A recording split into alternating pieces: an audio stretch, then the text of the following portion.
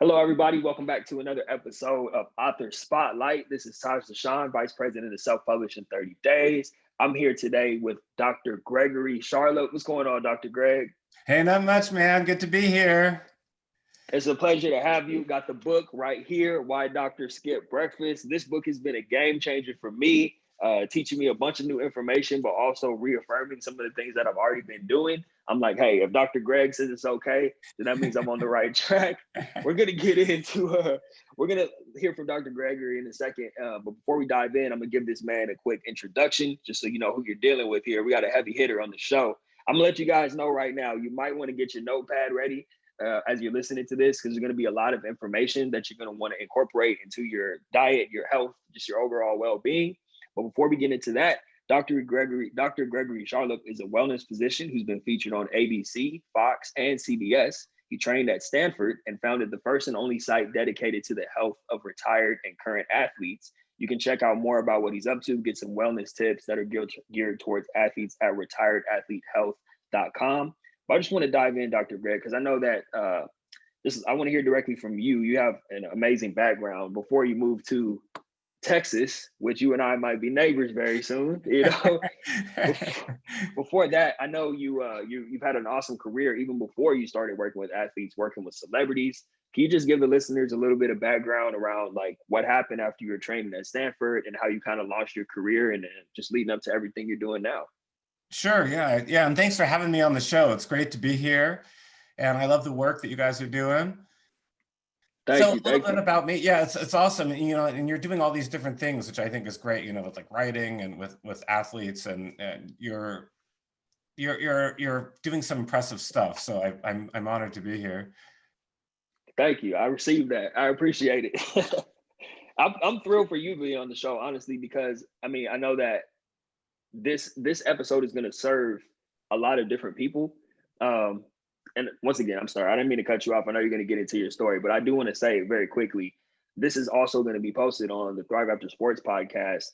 And a lot of athletes that I've worked with over the years, one of their main things is they get out of shape because no one's blowing the whistle for them anymore. So the work that you're doing for athletes, I think is huge, because I pointed a lot of people in your direction, just like, hey, you need to check out what Dr. Greg is doing, or I'll send them a copy of the book, just like incorporating that into my coaching, because I think that physical fitness part is tied into the wellness part of it. So, I just really think that your work is awesome. And yeah, if you could, please tell listeners a little bit about your background and how you got to this point doing all this awesome work. Sure. So, I'm from California. And so after I was done training, I worked at a large hospital in Northern California, in Oakland, for about 14 years. And, I was just taking care of really sick patients. I'm an anesthesiologist by training. So we take care of babies and infants and kids and adults who needed all kinds of surgeries. And it was a big hospital, it was a busy place. And so one of the things is, I love medicine. I love working in the operating room, but I guess I'm one of those kind of like restless people, kind of like you, I think that, I like to do different things, and, I don't want to just do one thing. And so I've been doing that for a long time. And while I was there, they had a rule. I couldn't do medical stuff that wasn't with the hospitals, like these non-compete things, And so I got involved in real estate, and I actually started a couple real estate startups to help seniors and disabled people find alternative housing. And this is an author show, so I wrote my first book actually about real estate, because I was into that and it was kind of fun, and all real estate technology and everything. And it didn't violate, my non-compete thing with the hospital. But then after being there, and we'll probably get into this later, I decided to leave a little over a year ago. And I wanted to try something else, and I didn't want to be stuck there. And I'm really into health and wellness, and I've been into it since I was a kid, honestly. And so I left and I wrote the book that you're talking about, Why Doctors Skip Breakfast, which is all about anti-aging medicine. And I did that when I moved to Beverly Hills. And while I was there, I got involved in all these plastic surgery offices. So I became kind of the anesthesiologist to the stars down in Beverly Hills. And so I was taking care of all these Instagram celebrities and actresses and things like that, who, wanted to get facelifts and breast implants and everything.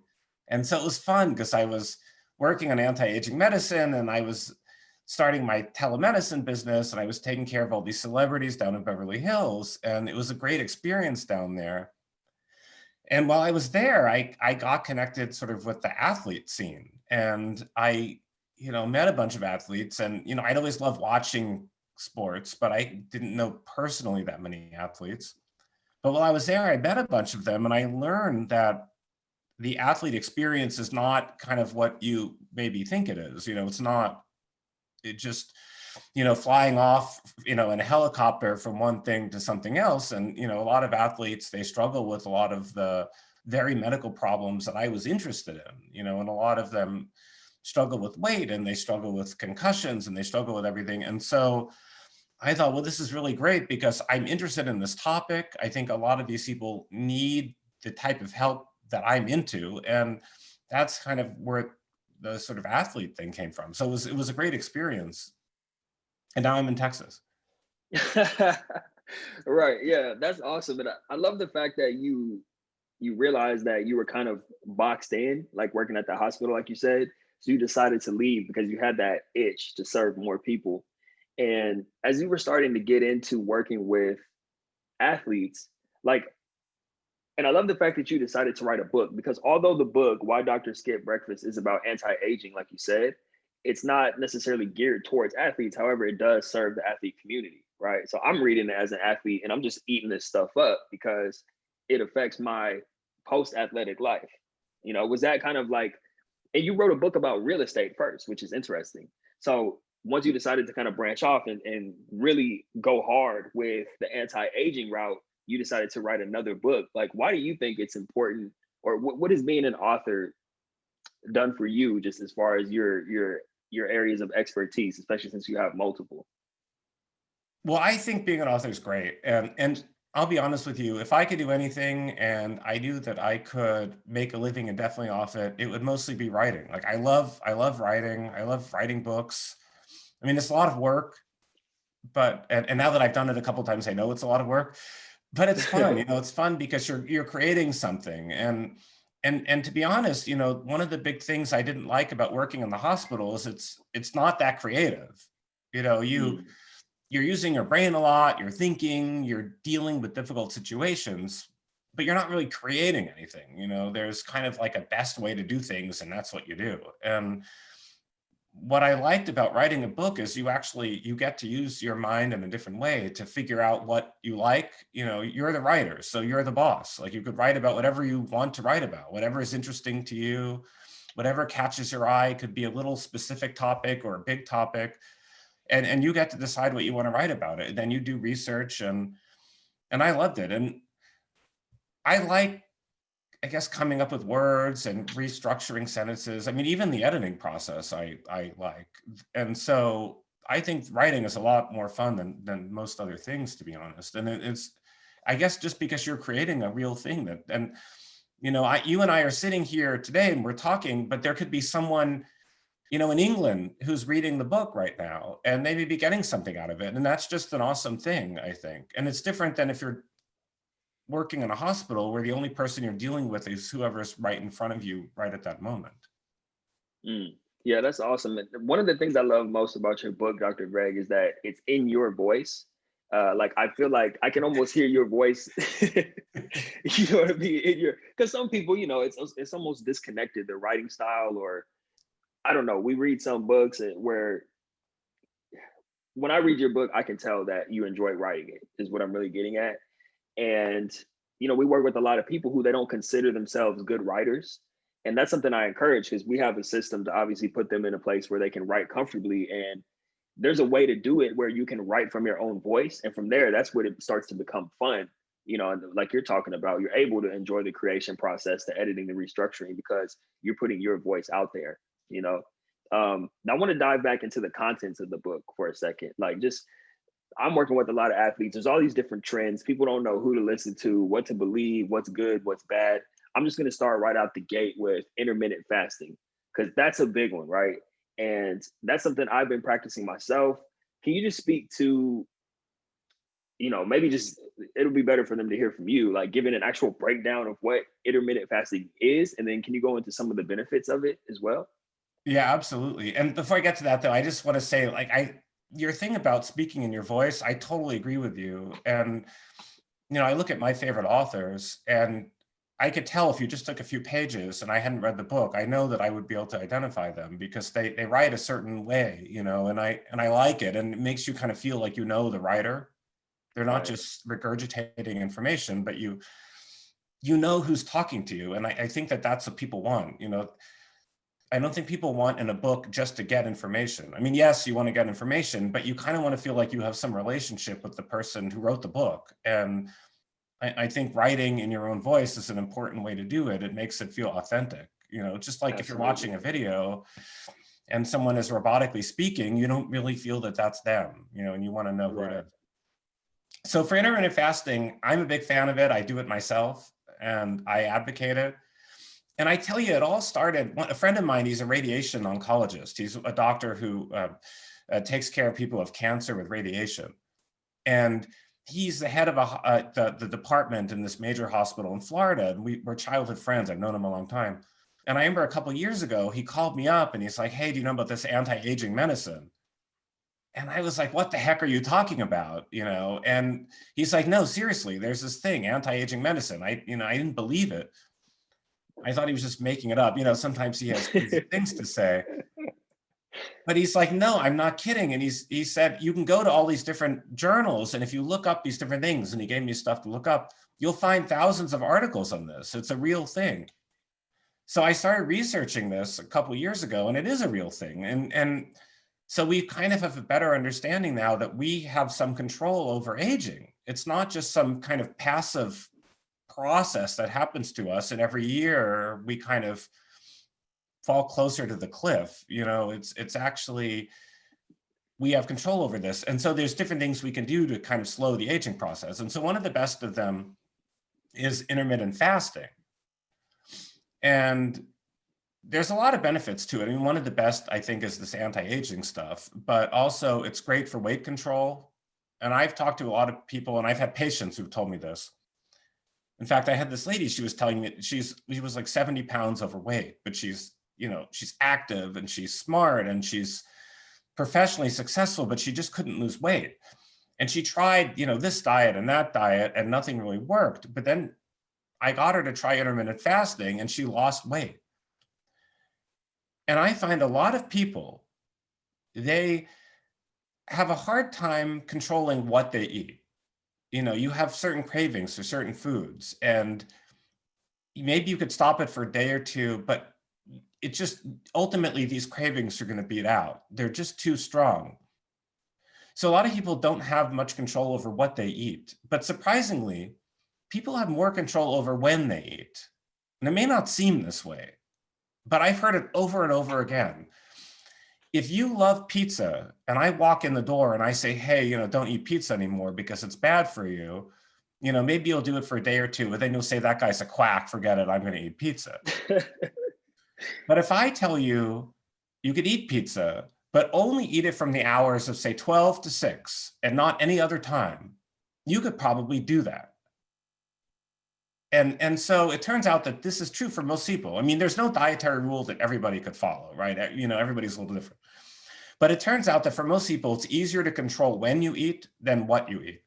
So the trick with intermittent fasting, and there's different ways to do it, but the trick with it is you just limit the window of the day that you could eat. And so most people, it's a window of like 6 hours or 8 hours. Again, there's different ways to do it. So say you're fasting for 16 hours and you're eating for 8, which is the most common way. It's called the 16-8 fast. What you would do is you'd finish dinner by 8 p.m. Then you don't eat any more food that day, and you go to bed. So your sleep time counts as part of your fast. And then you don't eat breakfast in the morning. That's the skip breakfast thing. And then you eat lunch at noon. And if you do that, which is easy, you've fasted for 16 hours. And you're just eating for 8. And the reason why this works is you're only eating during a small period of time. So it's just harder to cram a bunch of food in your mouth, during this limited period of time. And you're just not as hungry. And you're doing other things during that time too. It's not like you're just in the kitchen during those 8 hours. You're working and doing other things. So you naturally eat less. and it works. And so that's a big thing. But the one thing about fasting I want to say for people listening and they're interested in this is, obviously, like with anything else, I recommend you speak to your doctor first before you do something, because there may be something about your situation that makes this not work. And number two, you don't want to get dehydrated. So when you're fasting, you could drink water, you could drink black coffee, you could drink tea and herbal tea. You can drink sparkling waters, which I'm a big fan of. So the goal is not to get dehydrated. You just don't eat stuff with calories. Yeah, I mean, okay, so Dr. Greg, I got to say, this is the information that you provided in the book, like made my whole intermittent fasting process a lot easier, because it's something that I teach to clients, to former athletes when I'm working with. And I know this isn't just about athletes, this is about anybody. Like you said, that woman you're working with was able to shed pounds just by incorporating eating in that small window. When I read your book, I was already doing intermittent fasting, but it was a challenge for me because, I'm a coffee drinker. So I would always, but I don't like to drink coffee too late, you know? And I also know that you're not really like the caffeine, this, you could probably speak to this better than me, but that caffeine has a long, what do you call it? Like half-life? Is that what you? And so like it can affect your sleep if you're drinking past noon. So I'm like, okay, well, I want to have this window where I stop eating at 7, and then I want to have some breakfast and have some coffee, but I'm going to try to push it at least till around like 11. That way I'm hitting my 16 hours. But I only have that hour between 11 to 12 to drink the coffee because I was putting all kind of stuff in it, creamer or whatever. Versus when I read your book, you said, no, you can have coffee, just drink black coffee. So now I'm able to push my fast a lot further because I can drink black coffee from the time that I wake up until, before that noon cutoff. And I still don't need to eat. Even sparkling water, like that was a game changer for me because it kind of fills you up a little bit. So thanks to your book, I've been able to really like stretch it. And I know that there's obviously a lot of physical benefits to intermittent fasting, but can you speak to the cognitive function? Like I notice an increase in cognitive function when I don't have food in my system so early in the morning. Yeah, and it's funny you mentioned that because I wrote almost all of my book while fasting, because Wow. I mean, I'm a morning person anyways, but I'm like you, I like to have coffee in the morning and I like black coffee anyway. So for me, it worked out great. And it's kind of fun because you taste the coffee more. So if you're, I love trying different coffees, and once you put a bunch of crap in it, you don't really taste the coffee anyways. When you have black coffee, it's kind of fun because you can try different beans and different roasts and different things, and it kind of makes it interesting because you actually taste what you're having. I mean, if you're a wine drinker and you cut your wine with a bunch of milk, which sounds gross, but if you cut your wine with a bunch of whatever, like you're not really tasting the wine. You might as well have 2 buck chuck, every time. Not that there's anything wrong with them. Good old 2 buck chuck. Yeah, not casting any judgment on 2 buck chuck here. But the cognitive stuff, I agree, and I found this, and a lot of people have found this, is that you tend to think better if you are fasted. And that's because, and you found this, if you eat a big meal like that pizza, you're sleepy afterwards. Your body is kind of redirecting your energy towards digesting the pizza that's in your stomach now. And so your brain is kind of on the back burner because you're trying to digest this pizza. And I like to give an example. You have to think about how we evolved, right? And so our ancestors were not eating every second of the day, right? There was no refrigerator. They didn't have snacks. There was no processed food. They couldn't just go to the grocery store. They ate food when they had it. So if they found a meal, like let's say they killed a deer or something, or they found a beehive or whatever, or they found some fruit, they ate it all then, and then they moved on. So our ancestors sort of gorged and then fasted, and that's the way we evolved. Now, when you think about it, if you were designing humans, when would you want their mental acuity to be the best?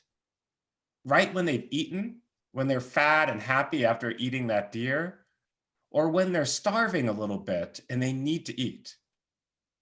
If you were designing us, you would make us sharpest when we're starving a little bit and we need to eat, because that way we're really vigilant. We're looking for the next meal. Like we're on our A game because we know if eventually we don't eat, we're going to starve to death. So if you were designing humans, you would make it so we think the most clearly, when we're a little bit hungry. And that's Mm-hmm. and we're still that way now. Yeah, I think that's a great analogy, Dr. Greg, because it really puts it in perspective that you want to be in that starving state so you can go hunt for your meal.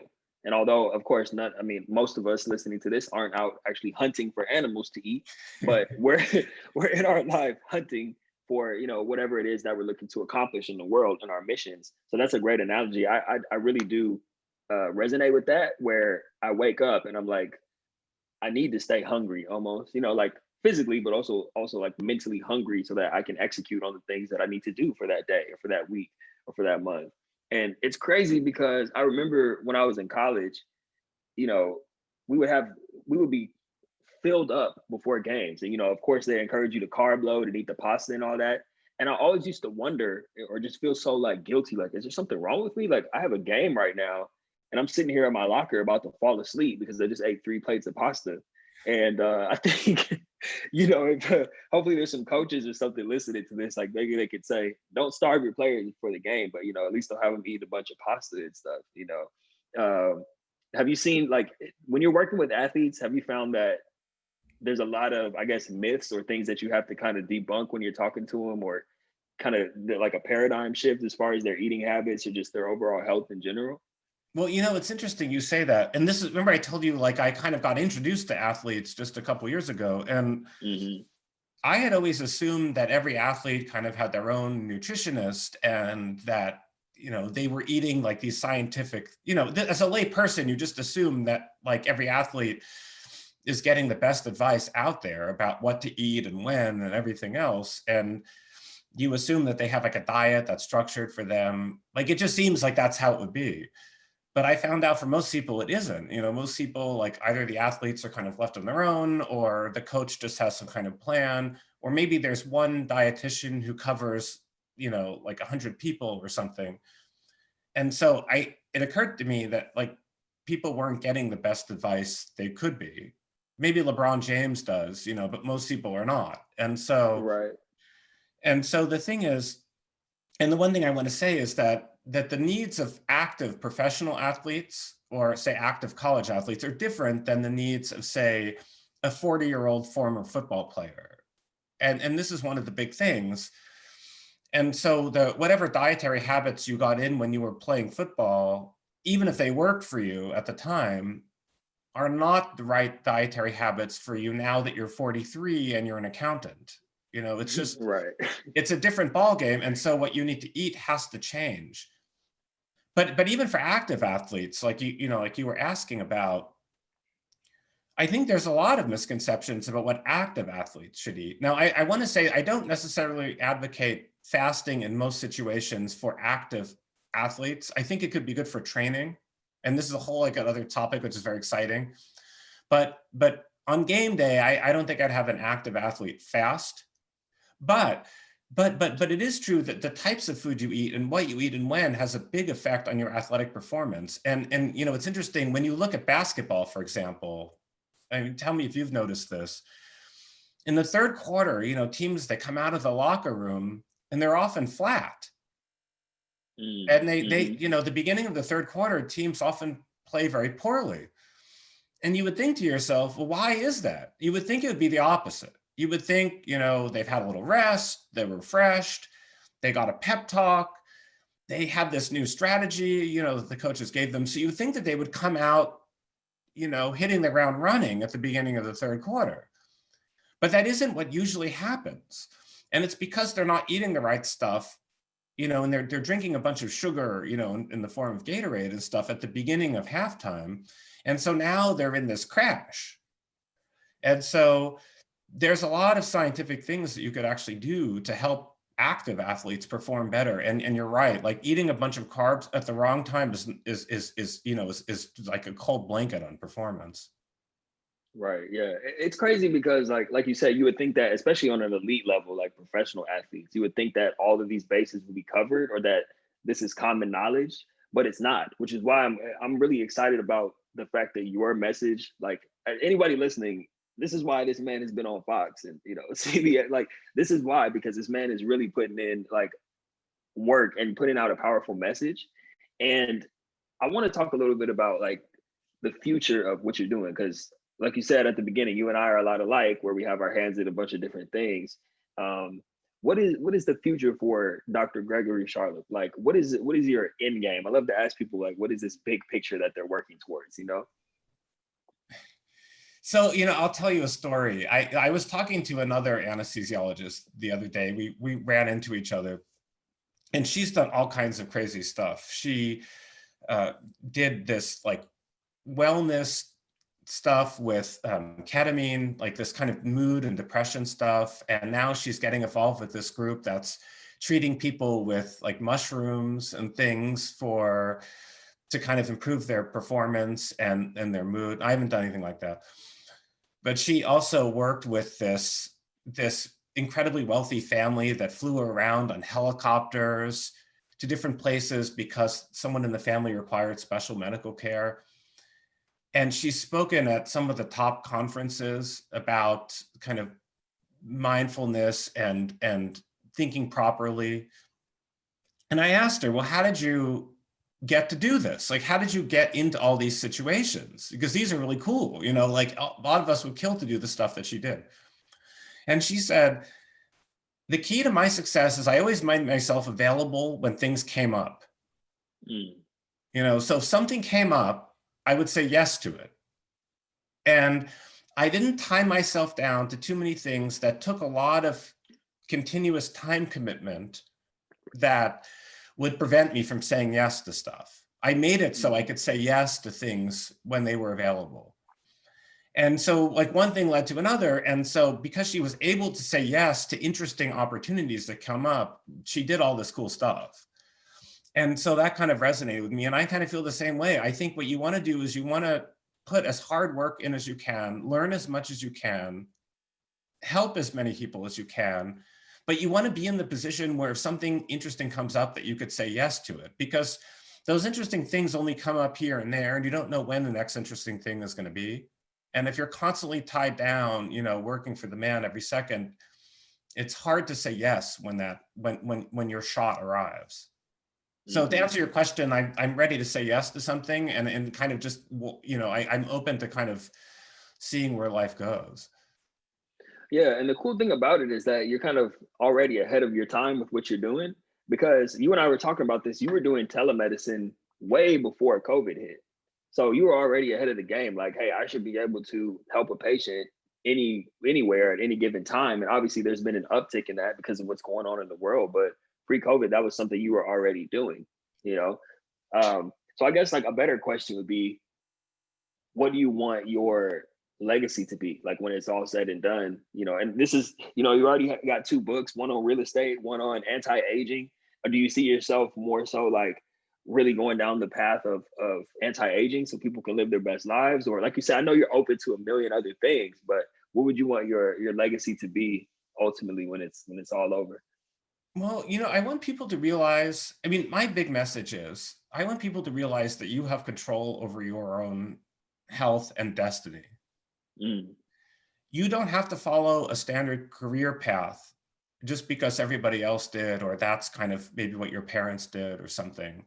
You don't have to follow a certain path where you're young and you're vigorous in your 20s and your 30s, you're all right. And then in your 40s, you're in this decline. You don't have to follow these standard pathways because other people did or society expects you to do. I think if I could leave someone with a message, it would be that you have control over your own destiny more than you think in terms of your job. Not that I talk too much about jobs, but just from my own experience of having changed jobs a lot.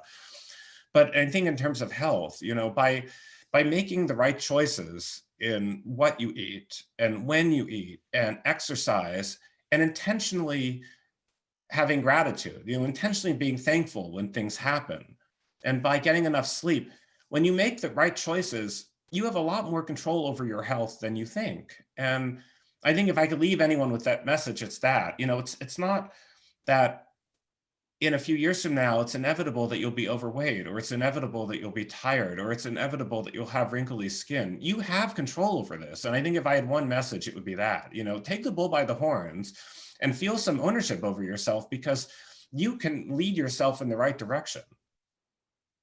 Wow. That was that was well said, Dr. Greg. And I feel like that's one of the things I like about you most is that you're an out of the box thinker, because it's not like you're someone who just stays in your lane of I just give medical advice. Like you branch off and you're talking about like your life path. You know what I mean? Like you have agency over your own life. I think that's a Right. powerful message that people need to hear, because it's so much deeper than just being healthy. It's about your life ultimately, and how you take care of yourself is a reflection of just your life path in general. So I'm really happy that you spoke on that. And people need to like just follow up with you and learn where they can connect with you, because obviously, as I mentioned at the beginning, retiredathletehealth.com, but you also have Gregory Charlop, MD.com, which is like a hub for everything that you're doing. You're putting out so much great content. Like the one you had the other day, I really appreciate it. I think this was like last week or a week or two, where you were talking about vitamin C. Um, you were talking about how, because right now there's so many people, they tell you take vitamin C and zinc to protect yourself from the virus, right? And you took a deep dive into, if you're someone who's an athlete or a former athlete and you're doing a lot of training, there's a certain effect that vitamin C has on your body. Matter of fact, can you go into that? Because I thought that was really cool. I didn't know that before I saw your video. Yeah, and speaking, if I could do a 1 second shameless self-promotion, I just started a Please YouTube do. page, and so if you check it out, just Google Gregory Charlop Wellness MD. Go check it out. I'd love to have you subscribe and give me feedback about the videos, since I'd like to hear from you and know what you think, and you could share your own experiences. I like learning from other people's experiences. So look for me on YouTube. I'm new to it, and I would love to have people check it out. But you're right. It's interesting. And this is why I think the athlete community is not well served right now, is because there's even something as simple as vitamin C, which sounds great and everybody loves it. It's good for some people and not for others. And you're right. If you're middle-aged and you're not an active athlete, or you're a senior, you definitely should be taking vitamin C. I take vitamin C, and it may help protect you from COVID to some degree. It may offer some benefit. We don't know for sure, but it's not going to hurt it. It might help. And it's good for your skin and your eyes and other things. But if you're an active athlete, a pro athlete, a college athlete, someone really competitive, the vitamin C might actually hurt you. Excess vitamin C, vitamin C supplements. I'm not saying don't eat like an orange or something. Don't go crazy with anything. But vitamin C supplements. And here's the thing.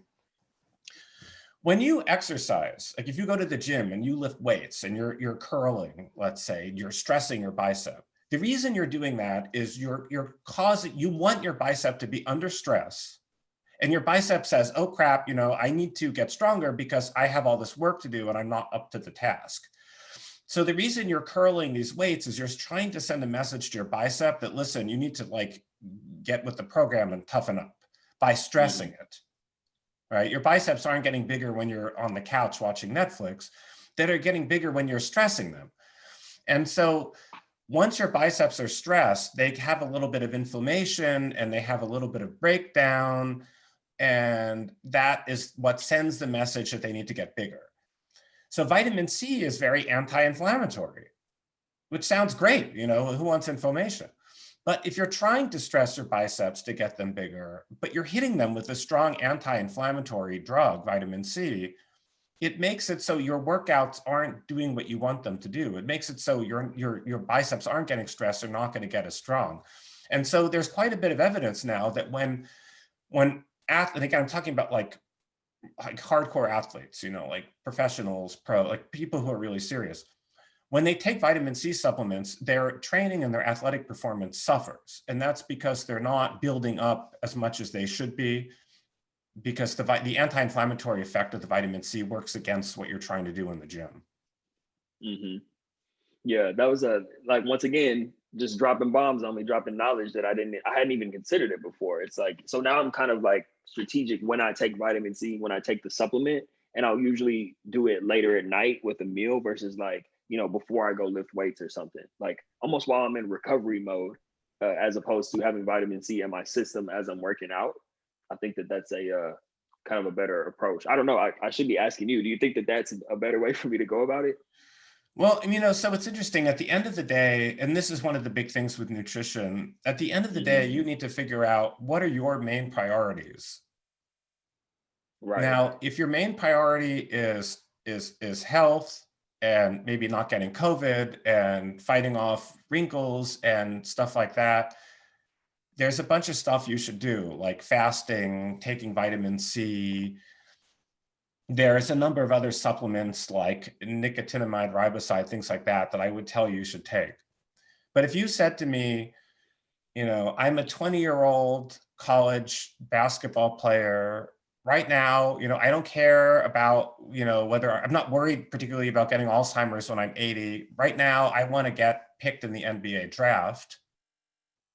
I would tell you, don't fast, don't take vitamin C supplements, don't take, nicotinamide riboside, take these other things instead. And I would steer you in a different direction. So I think, ultimately with nutrition and with supplements and with all this stuff, the big question is, what are your goals? How old are you? What are you trying to accomplish? Stuff like that. And I think where medicine and I think particularly where nutrition has gone wrong is we come up with these kind of one size fits all things and we try to apply it to everybody.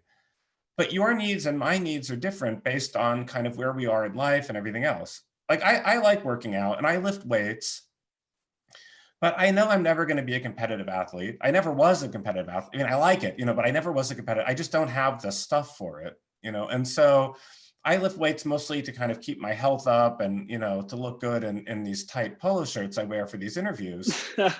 And so for me, like I take vitamin C and I don't worry about whether it impacts my workouts or not. If it has some little impact on my workout, I could live with that, but maybe for you, the situation's a little different, and so that's why I think it's very important to have like individualized stuff. Right. I think that makes a lot of sense. And I know we've been spending a lot of time talking about athletes and former athletes and current athletes. And that's, me, the conversation always ends up going in that direction. But we talked about COVID earlier, right? And I think now would be a good time to just get some tips or any insights you may have, because of course we hear all the talk about stay home and wear your mask and all that stuff, but I don't hear a lot of talk about preventative maintenance and things you can do to boost your immune system and all that type of stuff. So can you just give some advice to the listeners about how, not only aside from staying indoors and wearing your mask when you're out, but how can you build up your own immune system and make sure you stay protected if you do come in contact with the virus or anything else for that matter? Yeah, and I love this topic actually, and this is something that isn't talked about that much. I mean, obviously, your main goal is to not catch it, right? Right. But here's the thing, and this is true for all viruses. Even if I took, say, HIV, if you took the HIV virus and you had one HIV virus and you injected that one virus into somebody, that person would not get HIV. Because you need to have a certain amount of the viral exposure before you get sick. Now, how much you need and how much I need might be different, but we all need more than one. We need a certain quantity. And a lot of that depends on how strong your immune system is when you're exposed. Because what happens is when you're exposed to a small amount of something, your immune system is strong enough that you will fight it off. If you're exposed to a huge amount of something, your immune system will get overrun, right? But if you're exposed to a moderate amount, the stronger your immune system is, the more protected you'll be. And this is true for lots of things like the cold, the flu, COVID, everything else. And so in addition to not getting exposed, you want to figure out how can you make your immune system as strong as possible. So if you get some mild exposure to it, that you don't get sick. I mean, if someone with COVID is standing in front of you and you're not wearing a mask and they're not wearing a mask and they cough in your face, you're going to get it. And I don't care, how much sleep you get, and I don't care, how much vitamin C you take, you're going to get it. But if you're in the bank and someone with COVID is on the other side of the bank as you are, and they're coughing, whether you get it or not may be based on your shape. How good your immune system is and everything. So I want to make it so if you're in the bank with someone else and they're coughing over there in the corner and you're waiting for the teller, you're not going to catch it. And so we don't have too much data specific to COVID, but we have data for other viruses that are similar, and it's probably true for COVID too. And one of the best things you could do is get enough sleep. And there's been some really cool studies that when you sleep deprive people, even just a couple hours, they're much more likely to get sick from viruses similar to COVID. I mean, it's dramatic. So someone who sleeps, say, 5.5 hours is much more likely to get sick from a similar virus than someone who sleeps 8. Right. I mean, by many times. And so one of the big tips I give to people is you need to get enough sleep. And this is true for a lot of reasons, but it's especially true for COVID. And it bothers me because I think in our society today, we almost wear sleep deprivation as like this badge of honor, like I'm so tough, I only slept 4 hours because I did all this work and I did this and I did that. You're putting yourself at risk, and you may be talking tough, but you're putting yourself at risk, and you're not going to be talking that tough when you're hospitalized with some illness that you didn't need to get. Let them know.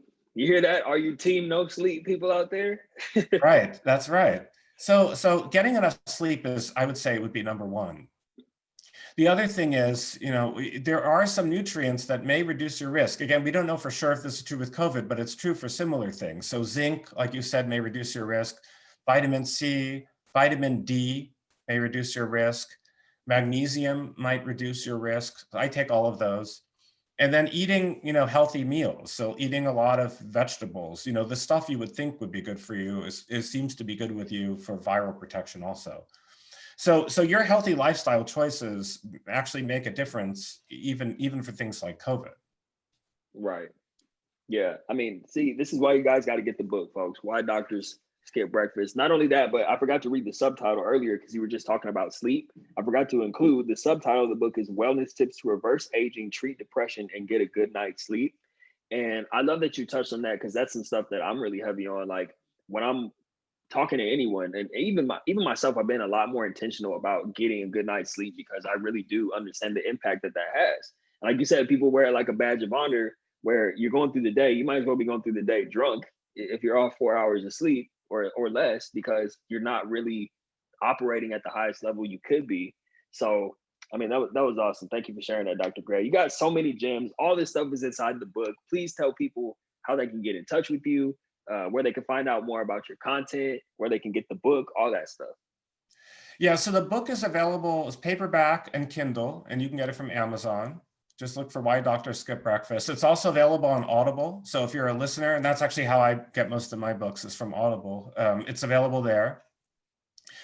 And then if you want to get in touch with me, I'm pretty active on LinkedIn. So you can look for me there. I'm on Facebook, but LinkedIn is probably one of my favorite things.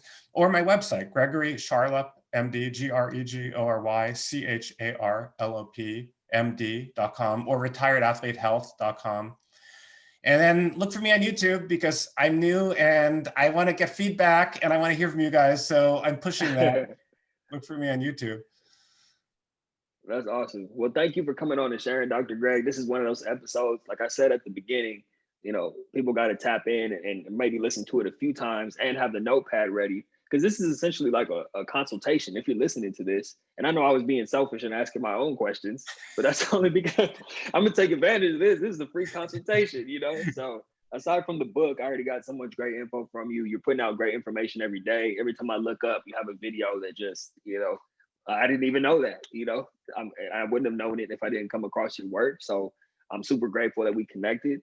I appreciate all the great work that you do, not just for athletes, but for the population in general, especially at a time that we're living in right now where, your health and well-being needs to be at the forefront. So thank you for all that you do. Thank you for coming on and sharing.